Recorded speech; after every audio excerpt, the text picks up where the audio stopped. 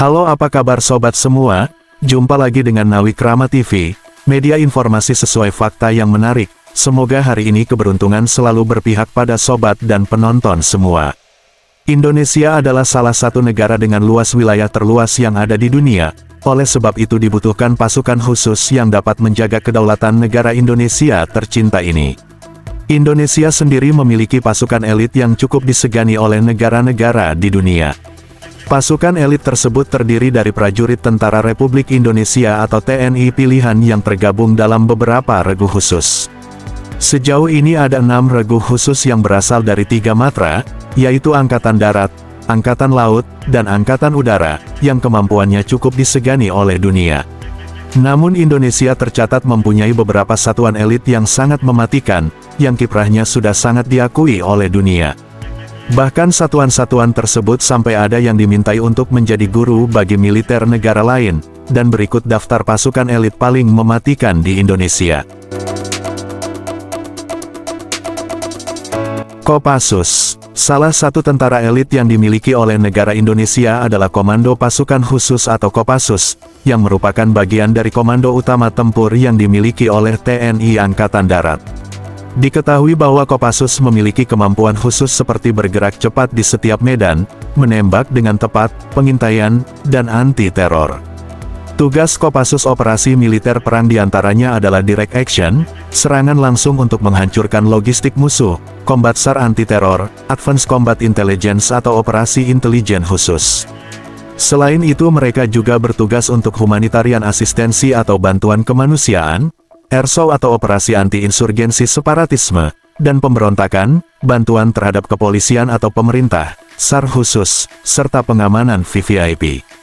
Dikarenakan misi dan tugas operasi yang bersifat rahasia, mayoritas dari kegiatan tugas daripada satuan Kopassus tidak akan pernah diketahui secara menyeluruh. Contoh operasi Kopassus yang pernah dilakukan dan tidak diketahui publik, seperti penyusupan di pengungsian Vietnam, di Pulau Galang untuk membantu pengumpulan informasi dengan pihak Amerika Serikat atau CIA, kemudian penyusupan perbatasan Malaysia dan Australia, serta operasi patroli jarak jauh atau long range di perbatasan Papua Nugini. Batalion Raider. Salah satu tentara elit yang dimiliki oleh negara Indonesia adalah Batalion Raider, yang merupakan salah satu batalion pasukan elit infanteri Tentara Nasional Indonesia atau TNI. Sebagai kekuatan penindak, kekuatan satu batalion Raider atau Universider setara 3 kali lipat kekuatan satu batalion infanteri Yonif biasa di TNI Angkatan Darat. Diketahui bahwa unit infanteri satu ini dilatar belakangi dengan taktik pertempuran Raider atau depresiasi. Setiap batalion Raider terdiri atas 747 personil dan mereka memperoleh pendidikan serta latihan khusus selama 6 bulan, untuk perang modern anti-gerilya dan perang berlarut. Mereka dilatih untuk melakukan penyergapan dan mobil udara, seperti terjun dari helikopter.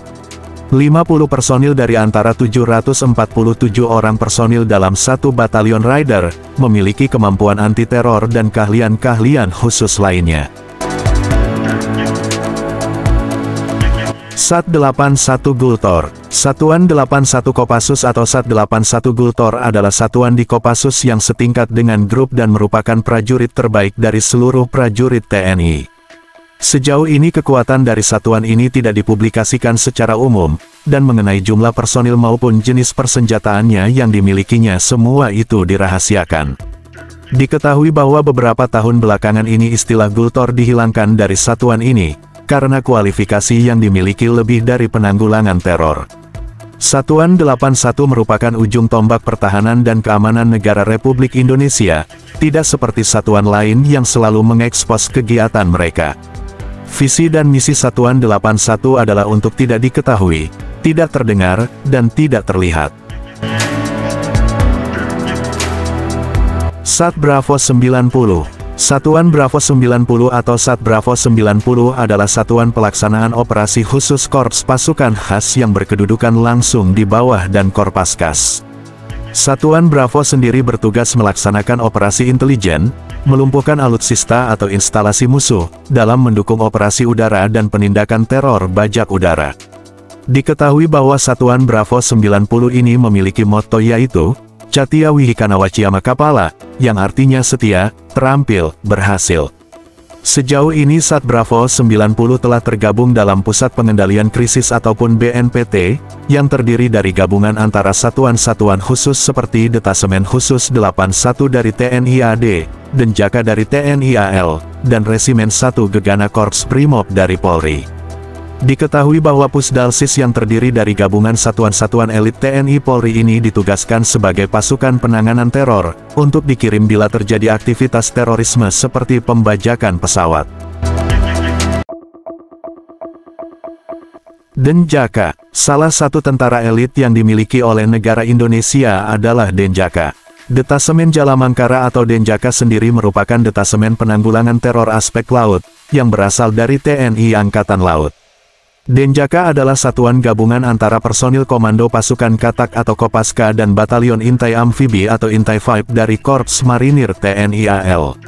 Diketahui bahwa tidak banyak prajurit TNI yang bisa lolos dalam pendidikan untuk menjadi anggota Denjaka.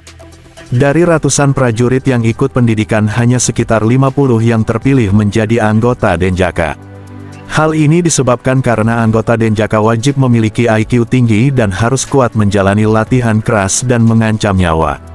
Berdasarkan informasi yang berhasil didapatkan, satu anggota Denjaka setara dengan 120 prajurit TNI biasa. Yontai 5, salah satu tentara elit yang dimiliki oleh negara Indonesia adalah Batalion Intai Amfibi atau Yontai 5 yang merupakan satuan elit Korps Marinir, yang memiliki spesialisasi dalam operasi pengintaian amfibi atau Amphibious Reconnaissance dan pengintaian khusus atau Special Reconnaissance. Diketahui bahwa satuan ini sebanding dengan halnya Grup 3 dari Sandi Yuda Kopassus dalam jajaran TNI Angkatan Darat, yang dikenal dengan nama Kibam atau Komando Intai Para Amfibi. Untuk menjadi anggota Yontai 5 sendiri, calon prajurit harus memenuhi persyaratan, mulai dari mental, fisik, kesehatan, dan telah berdinas aktif selama 2 tahun. Salah satu program latihan bagi siswa pendidikan Intai Amfibi adalah berenang dalam kondisi tangan dan kaki terikat sejauh 3 km. Ton Taipur, salah satu tentara elit yang dimiliki oleh negara Indonesia adalah Peleton Inte Tempur atau sering disebut sebagai Totaipur, yang merupakan pasukan kualifikasi intelijen tempur Kostrad. Diketahui bahwa pembinaan satuan elit ini berada di Yon Satria Sandi Yuda dan dalam pengoperasian di bawah kendali Panglima Kostrad yang berkemampuan Trimatra. Selain itu, anggota dari satuan ini direkrut dari satuan-satuan yang berdinas di Kostrad. Tujuan pembentukan Peleton Taipur ini adalah untuk melatih dan membentuk prajurit satuan jajaran Kostrad menjadi prajurit Taipur, yang memiliki kemampuan khusus dalam melaksanakan tugas operasi di berbagai medan, baik di rawa, laut, hutan, gunung, dan juga perkotaan. Kopaska, salah satu tentara elit yang dimiliki oleh negara Indonesia adalah Komando Pasukan Katak atau Kopaska, yang merupakan pasukan khusus dari TNI Angkatan Laut.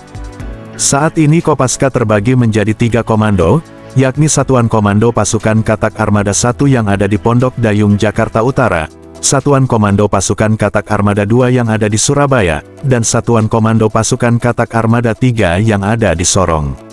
Diketahui bahwa tugas utama dari pasukan ini adalah peledakan atau demolisi di bawah air, termasuk sabotase atau penyerangan rahasia ke kapal lawan, dan sabotase pangkalan musuh torpedo berjiwa atau kamikaze.